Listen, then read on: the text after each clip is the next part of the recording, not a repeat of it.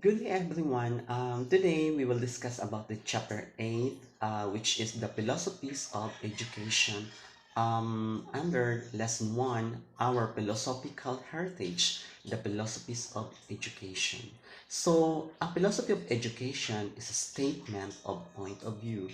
So, when we say point of view, it is a position or perspective from which something is considered or evaluated, and also a generalized theory of education which is recognized by teachers, parents, and learners. It evolves from that understanding of one's. The philosophy of education is defined in the 1987 Constitution, Article 14. Under Section 1, the state shall protect and promote the right of all citizens to quality education at all levels, and shall take appropriate steps to make education accessible to all. So now we are blessed because um, it is under the law, which is Republic Act 109931, or the Universal Access to Quality Tertiary Education Act. So meaning, meron na ngayon na mabilis na access sa pagdating sa education, unlike before na wala talaga, na kailangan mo pa magbayad ng tuition fees sa mga state universities. But today, when the law had passed, very lucky na ngayon yung mga generation kasi um, nakaka-access na ng yung free tuition. So, no need na magbayad ng tuition kapag nag-aral ka sa mga state universities or colleges. Alright, section 2, the state shall, number 1, establish, maintain, and support a complete, adequate, and integrated system of education relevant to the needs of the people and society. Number 2, establish and maintain a system of free public education in the elementary and high school levels without limiting the national right of parents to rear their children. Elementary education is compulsory all children of school age. And number 3, establish and maintain a system of scholarship grants, student loan programs, subsidies, and other incentives which shall be available to deserving students in both public and private schools, especially to the underprivileged. So ngayon, meron ang ating government na yung mga subsidies na binibigay sa mga students, yung mga qualified students, like the TES, or tinatawag natin na tertiary education subsidy, and also meron din sa DOST and sa CHED scholarship. Number 4, encourage no formal, informal, and indigenous learning system, as well as self-learning, independent, and out-of-school study programs, particularly those that respond to the community needs. So ngayon, also, yung ating government meron programa para sa mga indigenous, which is the Indigenous Knowledge Systems and Practices, or IKSP. And also meron din sa mga dun sa mga informal and no formal education na tinatawag natin na IP education or IPED program. Number 5, provide adult citizens, the disabled, the out-of-school youths with training in civic, vocational, efficiency, and other skills. Ngayon, meron na may batas na ipasa, which is the Republic Act 11650, which is tinatawag natin na instituting a policy of inclusion of services for learners with disabilities in support of Inclusive Education Act, which is napirmahan po ni former President Duterte noong March 11, 2022, para sa ating mga sa mga disabled. And meron din existing na program ng ating government, which is For the adult citizens and out-of-school youths, tinatawag natin na ALS or which is the Alternative Learning System. Also, meron din ang TESDA na in-offer, which is part of our government, para doon sa mga doon sa iba na nahihirapan po maghanap ng trabaho, like this the Training for Work Scholarship Program, that TWSP, and also meron din Private Education Student Financial Assistance or PESPA, or under Republic Act it is 45 na tinatawag natin na Expanded Government Assistance to Students and Teachers in Private Education Act. And also, meron din na yung ating yung TESDA, meron din another pang na scholarship, which is the Tulong Trabaho Scholarship Program, or the TTSP, established under Republic Act 11230. Na ang layunin po nito is to provide more innovative approaches to primarily address unemployment and job skill mismatch. And number 4, para sa ating mga OFW, ito yung TESDA Overseas Scholarship Program, to support OFW enhancing their skills and find better and more decent jobs. The Universal Declaration of Human Rights, adopted by the General Assembly of the United Nations, is also a fertile source of educational direction. The part directly concerned with education is Article 26, which is quoted as follows. Number 1, every, everyone has the right to education. So education shall be free, at least in the elementary, and this fundamental stage shall be compulsory. Technical and professional education shall be made generally available, and higher education shall be equally accessible to all on the basis of merit. Number 2, education shall be directed to the full development of the human personality and to the strengthening of respect for human rights and fundamental freedoms.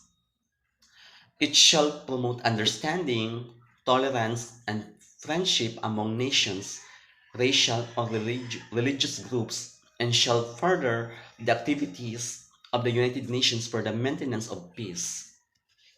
Number 3, parents have prior right to choose the kind of education that shall be given to the children. On the other hand, the objectives of the United Nations Educational, Scientific, and Cultural Organization, or UNESCO, are stated in the 4 pillars of educations.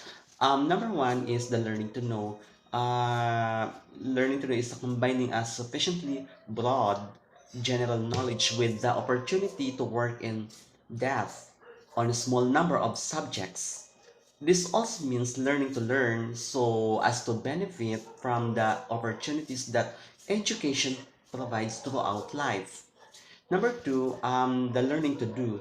One acquires not only an occupational skill but also the competence to deal with many situations and work in teams.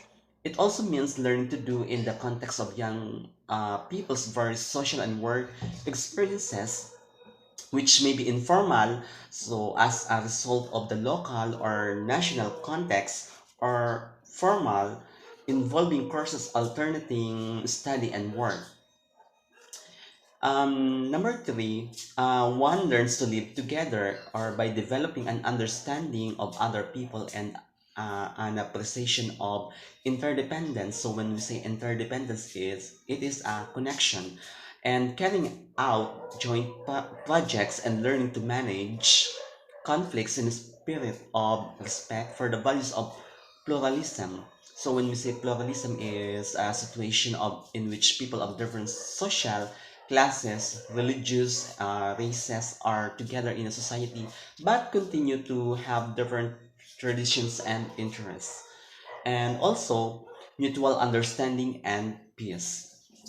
Number 4, One learns to be so as to better develop one's personality and be able to act with ever greater autonomy, judgment, and personal responsibility.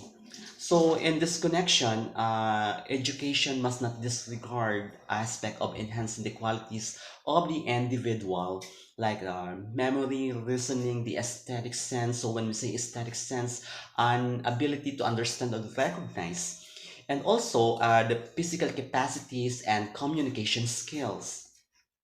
So, based on the four pillars of education, what is important is the holistic growth of the learner. So, the holistic growth is R intellectual, emotional, social, physical, and spiritual.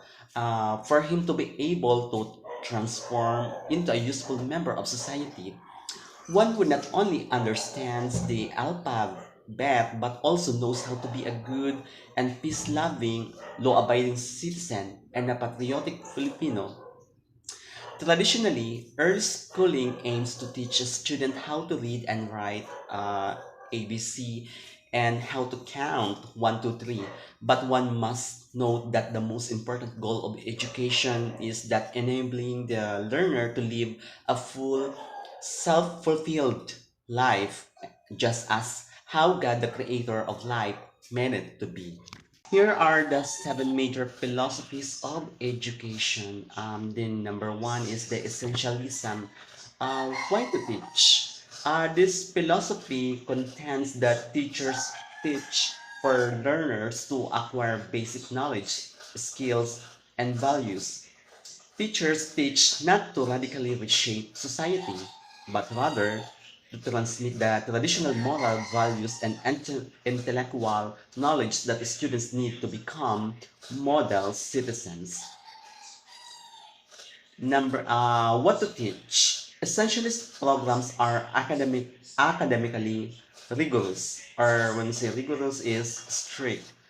The emphasis is on academic content for students to learn the basic skills or the fundamental arts. These are the reading, writing, arithmetic, and right conduct. So as these are essential to the acquisition of higher or more complex skills needed in preparation for adult life.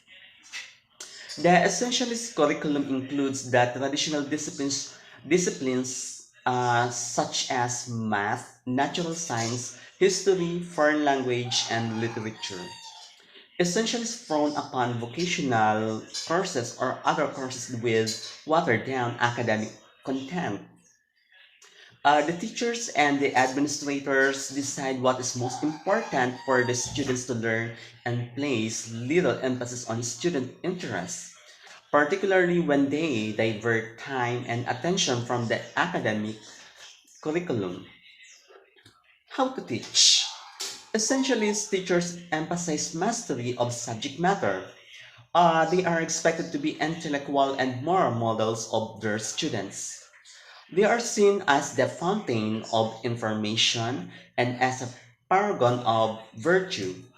If ever there is such person to gain mastery of the basic skills, teachers have to observe core requirements, longer school day, or a longer academic year, and with the mastery of academic content as primary focus, teachers rely heavily on the use of prescribed textbooks, the drill method, and other methods that will enable them to cover as much academic content as possible, like the lecture method. There's a heavy stress on memorization and discipline. Number two is the progressivism or the pragmatism or experimentalism. Why, why to teach? Progressivist teachers teach to develop learners into becoming enlightened and intelligent citizens of a democratic society. They teach learners so they may live fully now and not to prepare them for adult life. What to teach? The progressivists are identified with need-based and relevant curriculum. This is a curriculum that responds to students' needs and that relates to students' personal lives and experiences. Progressivists accept the impermanence. When we say impermanence, it's the vulnerability of life and the inevitability of change. Change is the only thing that does not change. Hence, progressivist teachers are more concerned with teaching the learners the skills to cope change instead of occupying themselves with teaching facts or bits of information that there are true today but become obsolete tomorrow. They would rather focus their teaching on the skills or process in gathering and in evaluating information and in problem solving. The subjects that are given emphasized in progressivist schools are the naturals and social science. Teachers expose students to many new scientific, technological, and social developments, reflecting on the progressivist notion that progress and change are fundamental. In addition, students solve problems in the classroom similar to those they will encounter outside of the schoolhouse. How to teach? Progressivist teachers employ experiential methods. They believe that one learns by doing. For John Dewey, the most popular advocate of progressivism book learning is no substitute for actual experience. One experiential teaching method that progressivist teachers heavily rely on is the problem-solving method. This make use of the scientific method. Other hands-on, minds-on teaching methodology field trips during which students interact with nature or society. Teacher also stimulate students through thought-provoking games and puzzles. Perennialism, rational humanism. Why teach? We are all rational animals. When we say we are all rational animals, this means that we are endowed with certain cognitive powers, namely intellect and reason, that enable us to engage in various cognitive operations such as concept formation, judging, or reasoning. Schools should therefore develop the student rational and moral powers. According to Aristotle, if we neglect the student reasoning skills, we deprive them to the ability to use their higher faculties to control their passion and appetites. What to teach? The perennialist curriculum is a universal one of the view that all beings possess the same essential nature. It is heavy on humanities and general education. It is not a specialist curriculum but rather a general one. There is less emphasis on vocational and technical education. Philosopher Mortimer Adler claims that the great books of ancient and medieval as well modern times are repository of knowledge and wisdom, a tradition of culture which must initiate each generation. What the perennialist teacher teach are lifted from the great books.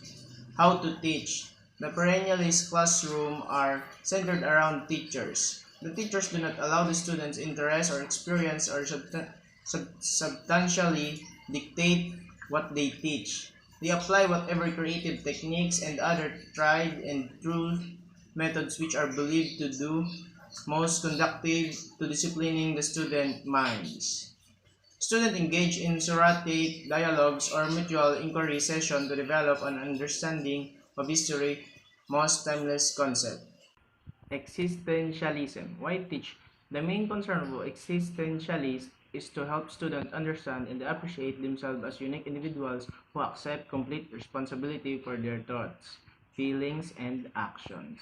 Since existence precedes essence, the existentialist teacher's role is to help students define their own essence by exposing them to various paths they take in life, and by creating an environment in which they freely choose their own preferred way. Since feeling is not divorced from reason in decision making, the existentialist demands the education of the whole person, not just the mind. What to teach? In an existentialist curriculum, students are given a wide variety of options from which to choose. Students are afforded great latitude in their choice of subject matter. The humanities, however, are given tremendous emphasis to provide self-expression.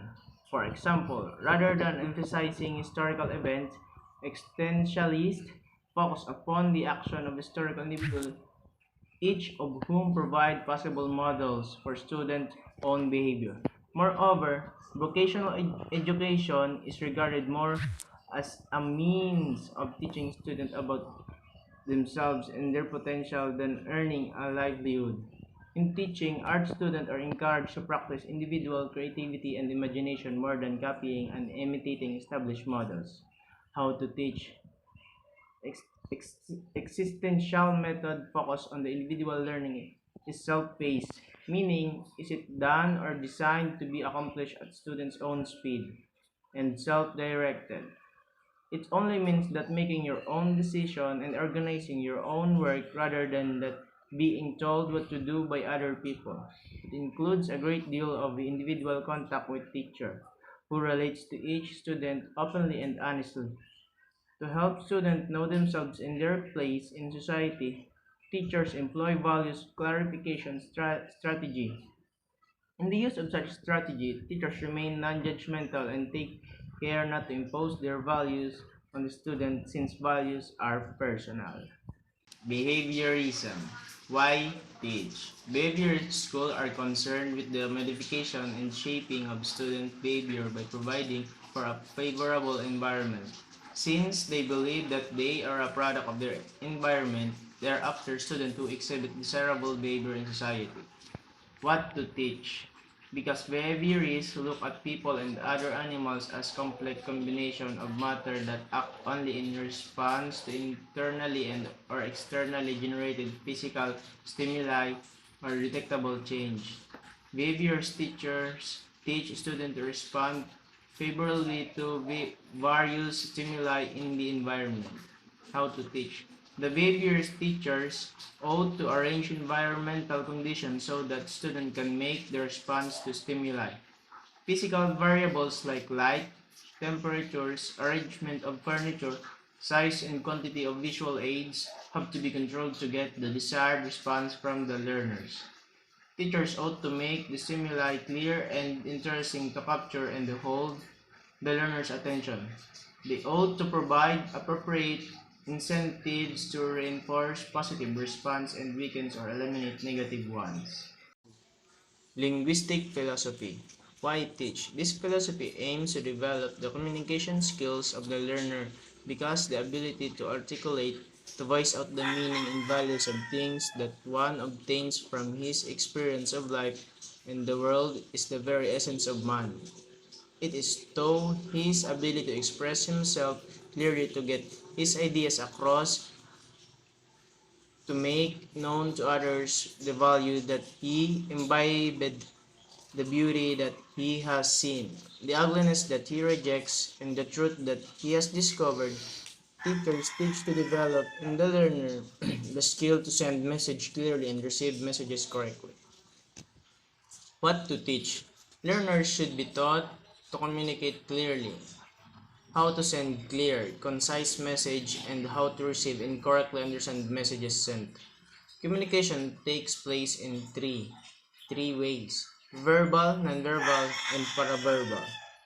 There is need to teach learners to use language that is correct, precise, grammatical, coherent, and accurate so that they are able to communicate clearly and precisely their thoughts and feelings. There is a need to expand their vocabularies to enhance their communication skills. They must be taught to speak as many languages as the teacher communication skills. The more language one speaks, the better he or she can communicate with the world. A multilingual has an edge over the monolingual or bilingual. How to teach? The most effective way to teach the language and communication is the experiential way. Teachers should make the classroom a place for the interplay of minds and hearts. The teacher facilitates dialogue among learners and between him and her and his or her student because in the exchange of words there is also an exchange of ideas. Constructivism. Why teach? The aim of this philosophy is to develop in, intrinsically motivated and independent learners, adequately equipped with learning skills for them to able to construct knowledge and make meaning of them. What to teach? The learners are taught how to learn. They are taught learning processes and skills such as searching, critiquing, and evaluating information, relating these pieces of information, reflecting on the same, making meaning out of them, drawing insight, posing questions, researching and constructing new knowledge out of these bits of information learned. How to teach? In the, in the constructivist classroom, the teacher provides students with data or experience that allow them to hypothesize, predict, manipulate objects, pose questions, research, investigate, imagine, and invent. The constructivist classroom is interactive.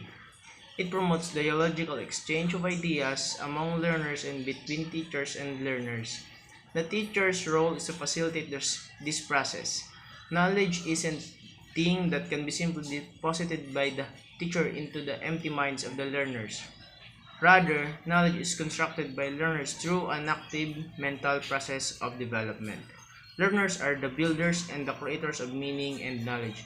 Their minds are full of ideas waiting to be midwifed by the teacher with his or her skillful facilitating skills.